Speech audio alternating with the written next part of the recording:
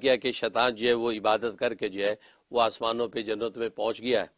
جبکہ یہ سب کچھ تو جو ہے وہ مرنے کے بعد ہونا تھا، تو مرنے سے پہلے کیسے پہنچ گیا؟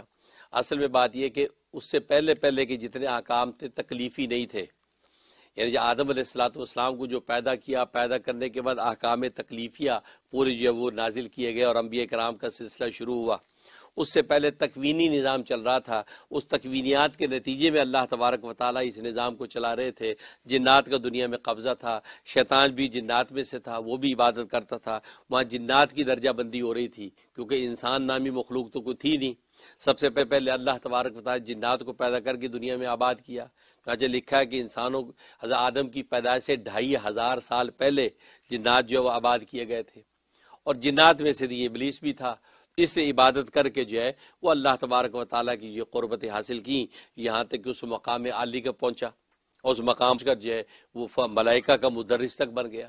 تو یہ احوال پیش آئے۔ پھر یہ کہ اللہ تبارک و تعالیٰ کو جب جو ہے وہ حضرت آدم علیہ السلام کو پیدا کرنا مقصود ہوا، وہ اس وجہ سے ان جنات کو جو ذمہ داری دی گئی تھی کہ امر بالمعروف نہی عن منکر کی اور عدل و انصاف کی، وہ انہوں نے جب پورا نہ کیا اور باہمی ظلم و ستم کیا، اور یہاں تک اتنا ظلم و قتل و غارت کری کی کہ جو وقت کا عادل ایک بادشاہ یوسف نامی بادشاہ تھا، اس کو قتل کر دیا۔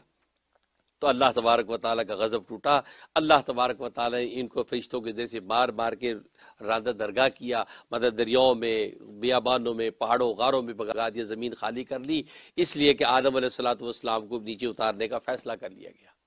اب آدم علیہ السلام کی تخلیق کے سارے مراحل مکمل ہوئے، اور پھر ابلیس کو اسی طرح سجدے کا حکم ہوا، جس سے ابلیس کا بھی یہ ٹیسٹ ہو گیا کہ اس کی آج تک کی جو عبادت تھی، عبادت اللہ کے لیے تھی یا اپنے کسی منصب کے حصول کی خاطر۔ اور وہی ہوا کہ وہاں جب سجدے سے انکار کیا تو پتہ یہ چلا کہ آج تک کے لاکھوں جو سجدے تھے یہ اپنے کسی منشا کے حصول کے مفاد پرستی کی بنیاد پر تھے، یہ اللہ تبارک و تعالیٰ کی خدا پرستی کی بنیاد پر نہیں تھے۔ تو ایک سجدے سے وہ ٹیسٹ ہوا، اس ٹیسٹ کے نتیجے میں اس کو رادہ درگاہ کیا۔ آدم علیہ السلام کو اللہ نے خلافت عرضی دی اور زمین پر آباد کیا۔ اب یہ پورا کا پورا نظام جو ہے، جو تکوینی صورتحال بننی تھی اس کے مطابق جو ہے یہ چل پڑا، اور پھر انبیاء کرام علیہ السلام آتے رہے، اور پھر یہ اصول طے ہو گیا کہ اب جو ہے اس کے بعد مرنے کے انسان جو ہے وہ آسمانوں پہ پہنچے گا، وہاں آخر میں جنت و دوزخ کے فیصلے ہوں گے۔ تو یہ تکوینی نظام اپنے طور پہ کام کرتا رہا۔ اس کے بعد اللہ نے تشریعی نظام کو جاری کیا انبیاء کرام کے ذریعے سے، اور اسی کے اندر جو ہے انسانوں کا آج تک جو ہے امتحان ہو